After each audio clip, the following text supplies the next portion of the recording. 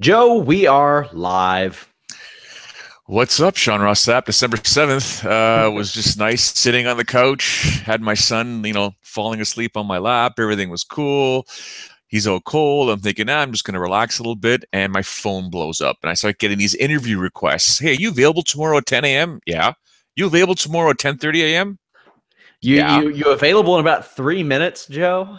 That's the one I got from you. And I was like, I think I know what this is about. In the meantime, yeah, I was doing some research. For those that don't know, Georges St Pierre has vacated his title, vacated the middleweight championship. First person in UFC history to vacate two titles, one at welterweight, one at middleweight, obviously with this ulcerative colitis situation. So sad news for Canadians and for all of mixed martial arts, Sean. Yeah, and the first comment we get on the live chat is from Vinny Fernando, who says, we all kind of saw this coming before he even fought Bisping, correct?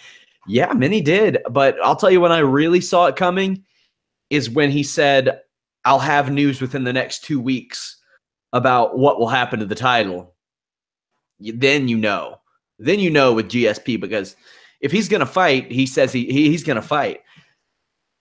What this means for his UFC future, though, I question. And he came back, he got the money fight, he got a championship, and by all indications, it looks like the pay-per-view numbers are in the 800,000s. I think that's an awesome number for him being off for 4 years, facing Michael Bisping. I think that's a great pay-per-view number. UFC and GSP both make a ton of money off of that.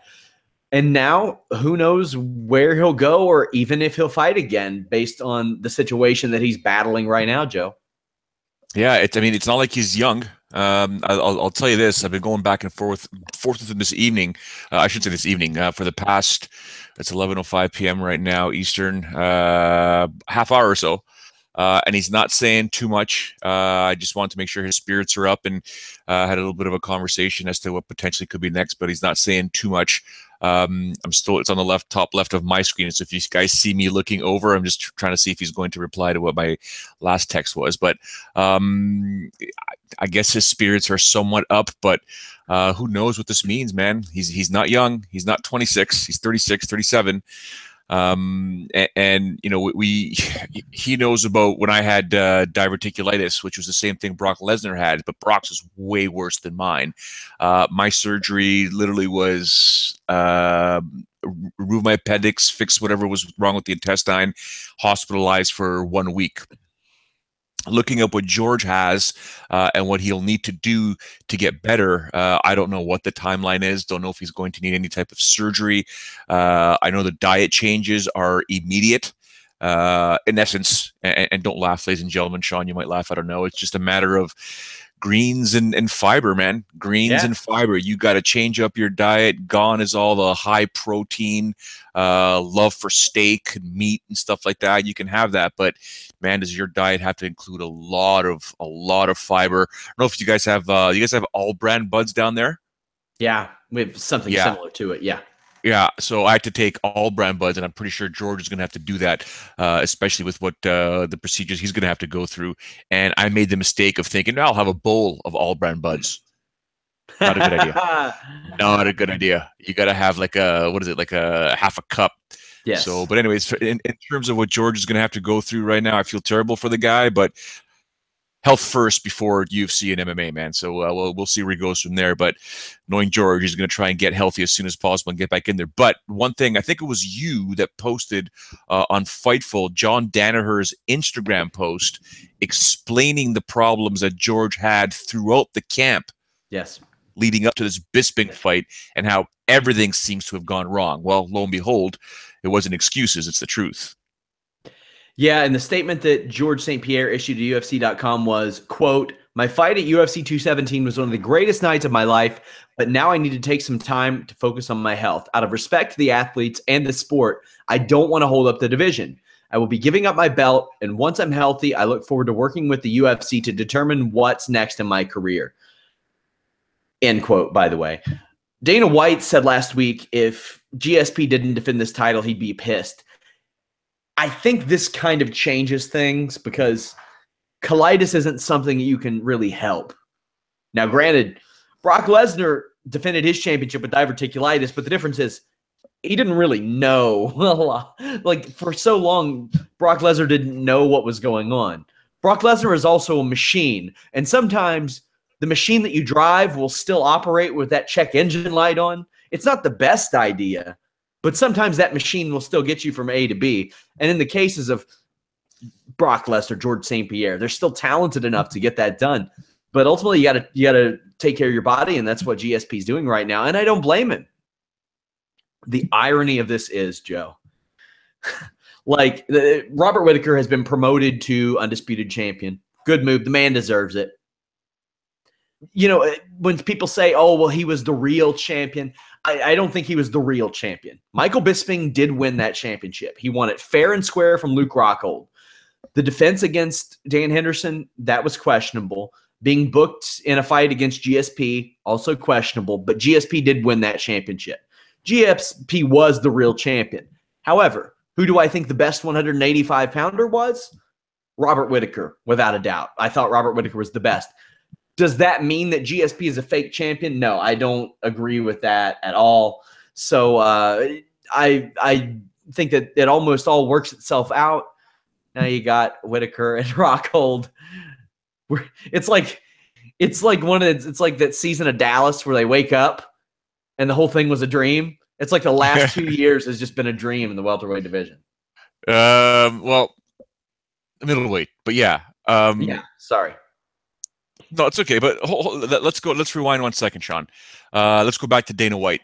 Dana White said he would be pissed if Georges St Pierre did not defend the title. And let's be honest, Dana White had every right to come out with that statement and say, man, if this guy doesn't defend the title, this is BS. Because rightfully so, Georges St Pierre, being the middleweight champion of the world, would have to defend that title against Robert Whittaker. That was the fight. That was in the terms of the contract. That's Dana White as the promoter and as us fans and media pundits or whatever, that was the fight that was supposed to happen. Now, like you said, things have changed a little bit. Georges St Pierre relinquishes the title due to health concerns. Now, how about some, I guess, credit to Georges St Pierre partially to say, you know what, this is not a guy that wants to hold up the division. He knows that, you know what, I can't do this. It's not right. I don't know how long I'm going to be out for. I can't. Here's the title back. I'm not the champion. We all know Whittaker's now the champion. Unlike other folks like Conor McGregor and other people that are out for so long, and the UFC says, okay, interim belt. So it was a good idea they made that interim championship with Robert Whittaker. But good on Georges St Pierre, in my opinion. And guys, don't give me the whole Canadian bias thing and blah blah blah. But good on George for saying, you know what, I'm not holding up this division, man. Here's your belt. Whittaker's a champ. When I'm healthy, we'll determine exactly what needs to be done. If I'm even going to come back, or you know what, can I get a title shot? You know, he's one of those guys that will always be, you know, what's right for the UFC, what's right for himself, what's right for his pocketbook. And he's not one of those guys that's got this massive ego. He's never had an ego. So I think he should be commended for doing this. Yeah, I like that he did it. I like that the way that he has vacated both championships. Thumbs up to him. He refused to hold up the division either time. Now, I think a lot of people held contempt for him because of the way that Johnny Hendricks fight went. A lot of people thought that Hendricks won that fight. Nobody thought that Michael Bisping beat him because it was completely objective who won that fight. Robert Whittaker UFC was already in a spot where they could just promote a guy, champion, and nobody, I don't know if anybody is looking at Robert Whittaker and saying fake champion. And how often do these interim champions have to battle that stigma, Joe? It's frequent. It's often. Good. Yeah, you're bang on. Yeah, for sure. But in this instance, I don't know that's a situation that's happening. That's not, I don't see a lot of people doing that. Conor McGregor waited a year, then was forced to vacate the featherweight championship. Who knows what he's going to do with the lightweight championship? You know, this could be this might be one of the only fights that brings Conor McGregor back to compete in MMA, this one, because now Tony Ferguson's having elbow surgery. Now Conor McGregor can say, GSP, how bad is that colitis? Well, yeah, I mean, this is something you and I talked about before. So Tony Ferguson goes in for elbow surgery. Do you know if it's to remove the bone spurs? I think so, but I'm still it's been a wild day. Got to check in on it. I'll see if I can get a hold of Mark Munoz, who had to go through that as well, to see what his recovery was like. But if that's the case and he's out for a little bit, it goes right back to this Habib Nurmagomedov Barbosa fight to see if Nurmagomedov can actually defeat Barbosa and get that title shot versus Conor McGregor. Because I don't know if Conor McGregor is going to want to wait for Georges St Pierre, though Conor's in a bit of trouble. We still got to see if Sean Ross Sapp or yours truly is correct, if the commissions are going to throw the book at Conor McGregor for what he did in Ireland. Sean says no. I say, who knows? But yeah, that division right there is a bit of a mess right there. I mean, he's not defending that title against Paulie Malignaggi. Let's be honest for a second. That is true. Somebody asked who's next for Whittaker. It's Rockhold at 221, it looks like. Yeah, Luke Rockhold. Weird, because I don't know if the article was posted. I sent to Fightful earlier today, but they're getting like a triple or quadruple, quintuple dose of you this weekend, like between fun bets and like there was an article last week that I didn't want lost in the shuffle, so I moved it to this week, and then you've got 2 this week. Then your fun I got to change the one I sent today then, because I was talking about all the different champions and what's next. So, oops. Oh yeah, that needs to be changed. Thanks, George. Damn. I should give him shit right now by text. You jerk. All good. Somebody says, let's be honest, GSP was scared Nick Diaz was coming for him. Nick Diaz ain't coming for anybody. Oh yeah, George is petrified of Nick Diaz. I'll tell you right now, guaranteed. No. So, although he'd love that fight again. They would both love that fight again. While we're here, we might as well talk a little bit about the reports that Ngannou versus Miocic might be happening next month, Joe. On the same card, though, as Cormier and Uzumir? Well, and the thing is, if you don't do it next month, you pretty much got to wait until March because they're not going to put that fight on in Australia. No. So it's either what a January sick or card March. that would be. Yeah, but man, Miocic and Ngannou along with Ozdemir and Cormier. Now there is no support system for that show. Like you look at a lot of the shows that are coming up, like 219, 218, things like 218 that just happened.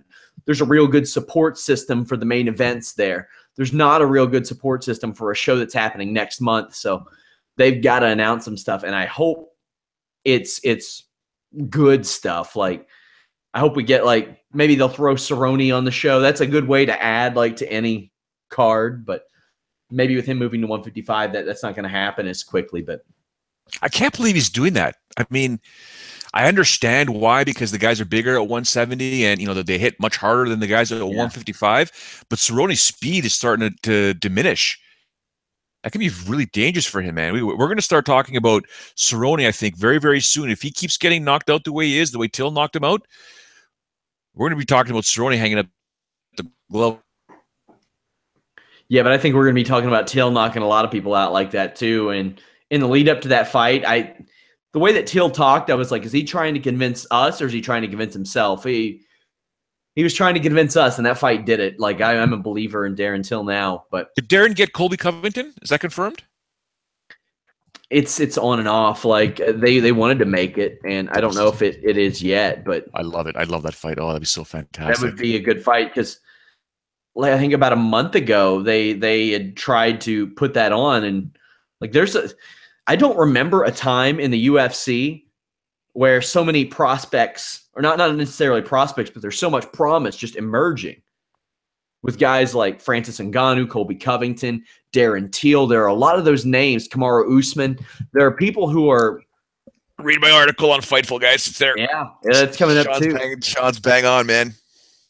Even like in a loss, Justin Gaethje, like just new names that are emerging and really sticking around, and that's good stuff. I did a UFC rankings video, by the way, guys, taking a look at the new rankings because they released the strawweight rankings or the flyweight rankings, and boy, it's something, and it's going to change a lot next week because a lot of people are going to be moving in and out. But I'm going to start doing those whenever they release UFC rankings, and there's major changes. Also, guys, wrestling fans, up on the site right now is the first ever Fightful Wrestling Weekly.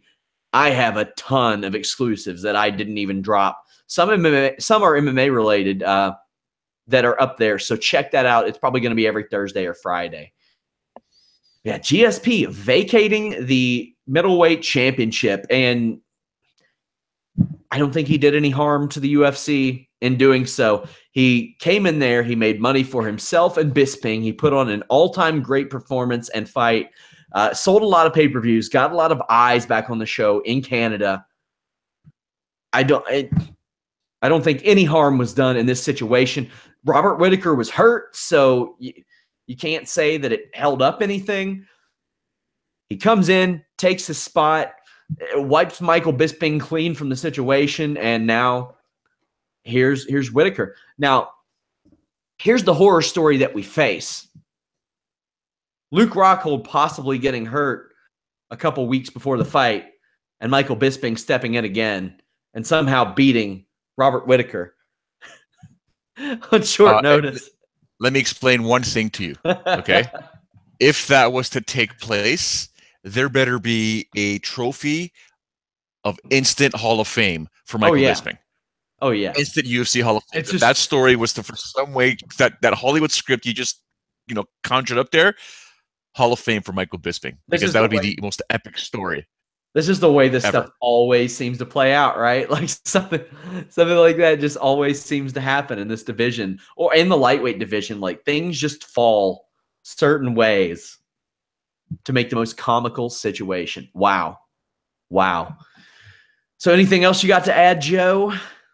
Nothing from Mr. St. Pierre just yet. Although, if I can put my take off my media hat and put on my friend hat, I'm sort of weirdly glad that this took place because I really didn't want to see George fight Robert Whittaker. I didn't want him to fight in general. I didn't want him to fight Bisping because Bisping was so much bigger, but Robert Whittaker is just a bad man. He's just a bad man. Yeah. George would have his hands full there, man. If you were to guess what's next for GSP besides a layoff, fighting or retirement? And if he does fight, who do you think he fights? I would say I think he wants to fight. I would say that the welterweight division is what he's probably going to keep a very close eye on. And the other eye will be paying attention to Conor McGregor. When you say Conor McGregor, do you think that would be at 165, 170, or do you think that he would try to make the weight and get that third championship like he has openly stated that he wants to do? I think if anything, they're going to do so. I think as he heals here from whatever, if he needs surgery, if he needs anything here, because the issue was okay. The root of the issue is what they're going to have to try and find out, because this was something that stemmed from him trying to gain weight scientifically based on nutritional advice and different guys that were helping him work out and stuff like that and blah, blah. It didn't work out for him. So maybe his body is naturally at this weight and he can cut down. Now, can he cut down to 155? Faraz said he could, told me he could. George has never said he could to me.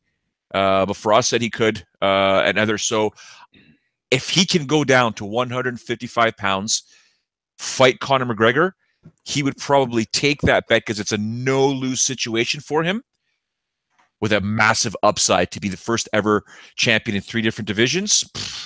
It's pretty huge if you ask me.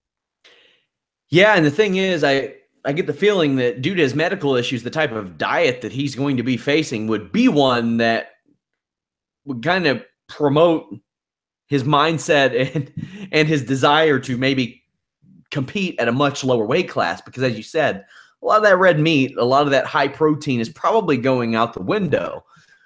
So that, and given him, who knows how that weight will it fall off? Will it be more of a challenge to come off? Like it's very interesting. I hope that we haven't seen the last of GSP in the cage. If we have seen the last of GSP in the cage, I don't know how much better you can write it than what happened with him. Just winning that fight in such a battle, such a great fight, such a great moment, capturing that championship, and all throughout that week, you just saw him in the cage, taking it in like it was a dream. Because it seems like over the last 4 years, it became his dream again. He went from being like put off by things to you see him in that cage and you know that he missed it and he wanted to be there and he was just taking it all in. It was very, very cool to see an all-time great like that be so humbled by the situation and be so humbled by his surroundings and be just you could tell by the look in his eye, by the look in his body, that he understood the gravity of everything around him, and that it was something special for him. And that's not always something you get to see. A lot of these guys, some of them for better or for worse, they always say act like you've been there before. He almost acted like he hadn't been there before, and I thought there was a certain level of charm to that, because we knew not only had he been there before, he had been there as many times as anybody else. Yeah, I think you're bang on. I still find it weird every time George says that was one of the greatest nights of his life, because I think he said it, or he means it in a manner where there's a lot of pressure on himself. He put a lot of pressure on himself moving up to 185 pounds and trying to convince himself that he could do it. And I'm sure there were tons of doubts in his mind. Obviously, he's human. People don't think that these fighters are ever human. I would think the greatest was when he defeated Matt Hughes for the title. And perhaps the second greatest moment ever for him was UFC 83, getting the belt back from Matt Serra in Montreal. First event like that in Canada.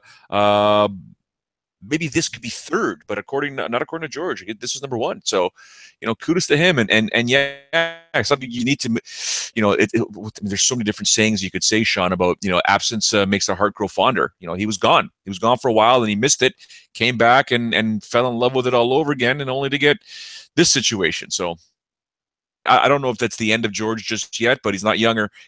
So we'll see what has to happen here. So I'll be honest, I love the landscape of MMA right now. There are a lot of really, really promising fighters, and there are a lot of fighters that are promising that understand the importance of marketability. GSP was one of those special guys who he was just the exception to so many rules. And he gained such a following without necessarily, like, he had an it factor without having an it factor. Like, he was just GSP. He wasn't talking trash. He was just really goddamn good at what he did. And people wanted to watch him because of that.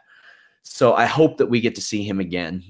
Joe, anything else to add? We do have UFC Fresno coverage. We'll do a wrap-up, either myself or me and you, Sunday after the show instead of Saturday night. We have Invicta coverage tomorrow night. Sarah Kaufman signed with Invicta. She'll be debuting in 2018. But anything else you have? Yeah, Pro Gonzalez actually signs there as well. Yeah, paying close attention. There's a few things happening in the world of the UFC that I'm kind of paying close attention to. So we'll see what happens. And perhaps Sunday, I'll have my son join us on the podcast, depending on what time you're available. But he's going to be, Daddy, Daddy, Daddy, Daddy, Daddy. I wish Jimmy Van would fly you to Toronto on Sunday. You can come bowling with us because my son wants a bowling party. He and about, 15, 7-year-olds bowling. Imagine what my Sunday afternoon is going to be like. Woo. I got this wrist problem. I'm pretty sure I got bone on bone, and the tendon in between every time I do regular curls, your muscles swell and stuff, and it pinches in between there. It does that when I go bowling too, because it affects the muscles in the wrist. I can't go bowling now. Hot damn. Oh, you know what? Let me ask you a question. Because you Americans mocked me in Japan. Oh, yeah? Do you guys have 5-pin bowling down there? What in the blue hell is 5-pin bowling? Jesus. I don't have the live chat up here. I'm hoping there's Canadians that are on there right now.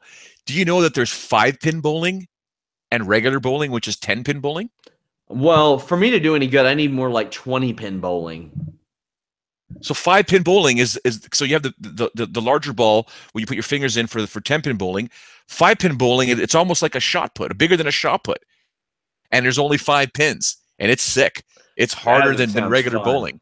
That sounds fun. And I got like a thing that you do outdoors. I think I see people play that outdoors. No, that's lawn bowling. That's completely different. It's legit. Shit. I will take pictures for you. I'll take pictures for you. I didn't know there were all these new rule sets for bowling. Hot diggity damn. All right, guys. But that's all for me, brother. Thumbs us up. Subscribe. Check out that Fightful Wrestling Weekly. I'm telling you, it has a bunch of cool stuff that I just can't make into a story. Like, I can't tell you in a story, a regular 500-word story, that Matt Hardy and Vince McMahon told Anthem to screw off. But I can tell you in the Fightful Wrestling Weekly, go check that out, guys. Follow Joe at Showdown Joe. Follow me at Sean Ross Sapp. Follow us at Fightful Online. Thank you guys so much for tuning in after 11 p.m. Eastern. We'll have this up on iTunes, Stitcher, YouTube as well. Thank you guys so much. Until next time, we're out.